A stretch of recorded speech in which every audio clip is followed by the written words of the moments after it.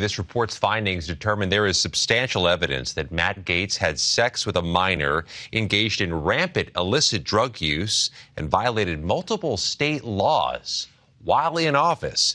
The report lists payments totaling more than $90,000 to 12 different women between 2017 to 2020 and alleges the money was likely connected to sexual activity and drugs, including cocaine and ecstasy.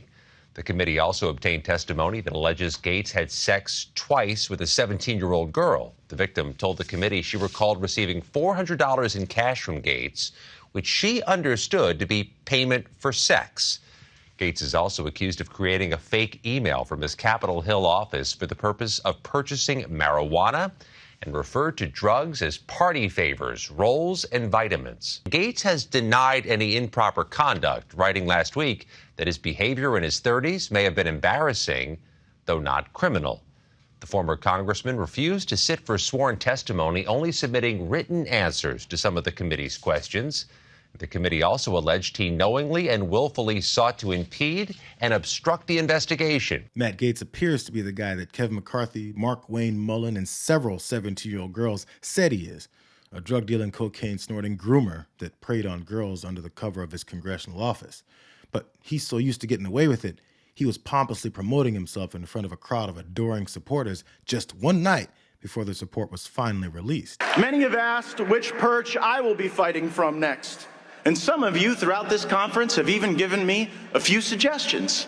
My fellow Floridians have asked me to eye the governor's mansion in Tallahassee.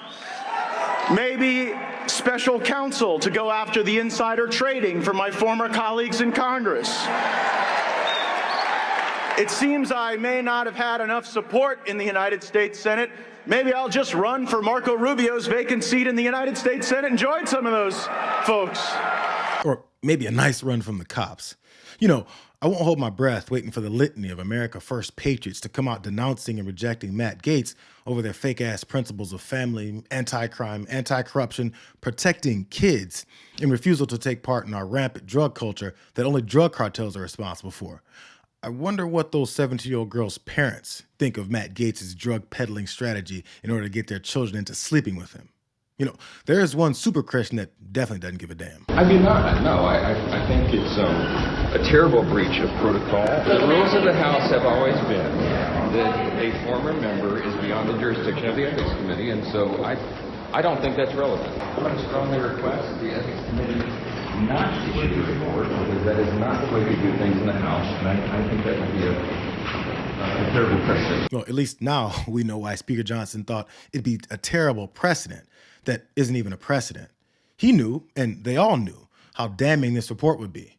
It's why Matt Gaetz himself, apparently between barking about how he wants to be a senator, filed suit against the Ethics Committee, hoping for a restraining order to stop the release of that report, arguing that media coverage would be immediate and widespread.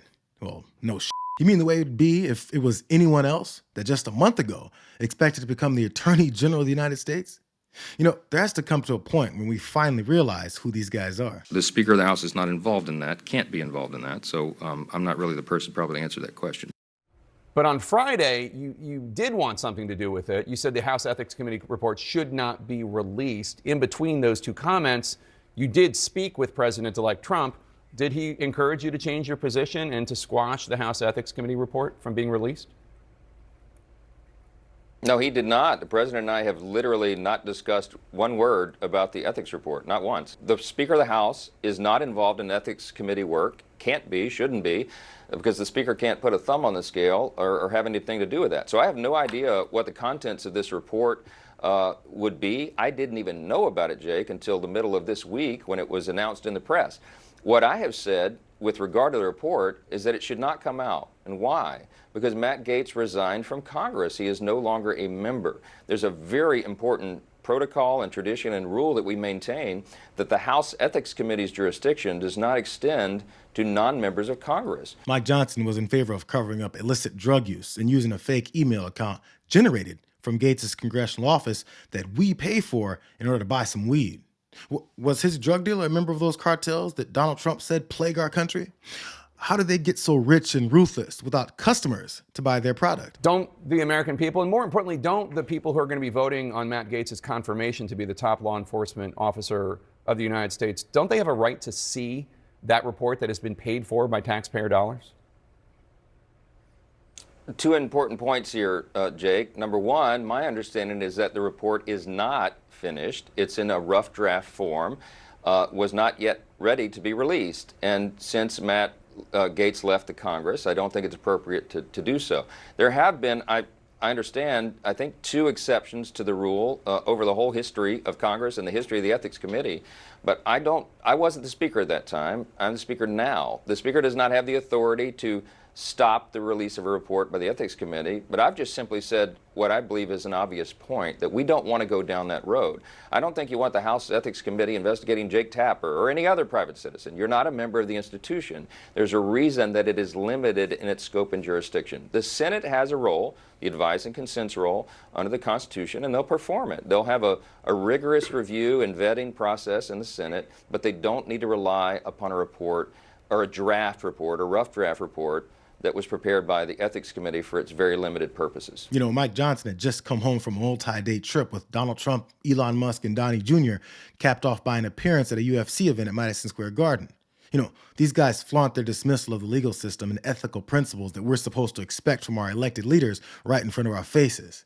You know, their claim of being more principled and moral than their political opponents is the source of their trickery over their voters. But, you know, once the shit starts hitting the fan, it's oddly always someone else's fault. Furthermore, you know, I find it interesting that these actual allegations come out at peculiar timing while he's being nominated to be the Attorney General. To be clear, I do think Matt Gaetz is going to be an incredible Attorney General. I think this baseless smear campaign, frankly, is abhorrent that it's happening to someone like Matt Gaetz, who's done so much to fight the government corruption. And the public has a right to know about all the other investigations they've done. This is just an investigation. It's not a court of law. It's in the past. It's you get one side of this thing, and they want to release it. Release all of them. I think if it's good for the goose, it's good for the gander. Why are they hiding all the others? Why are they protecting powerful members, former powerful, that are still powerful on this Capitol Hill? And let's be honest too. Every one of these folks on the Republican side was appointed by the former Speaker, which Matt and I both deposed, or disposed of, I guess you would say. And so you think this is revenge?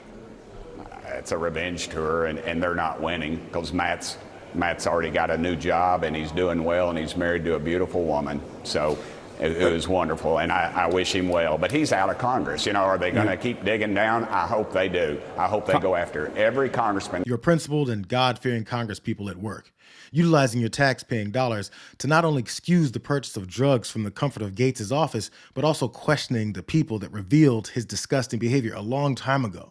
So the only question left is, why did MAGA voters choose to ignore them? One who's not coming back, and then the other part that you have, and the other part you have is one person who raised the issue. He's got an ethics complaint about sleeping with a 17-year-old. So that's the way they would go. So that's the biggest challenge we have. This is a guy that the media didn't give a time of day to after he was accused of sleeping with an underage girl.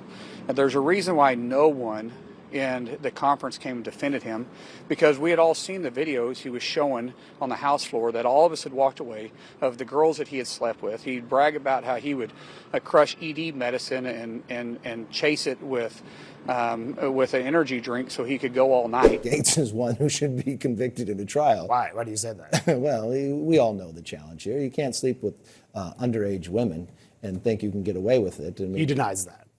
Well, the women don't, and so there's people in jail because of it, and I think that's a place where people should have a court.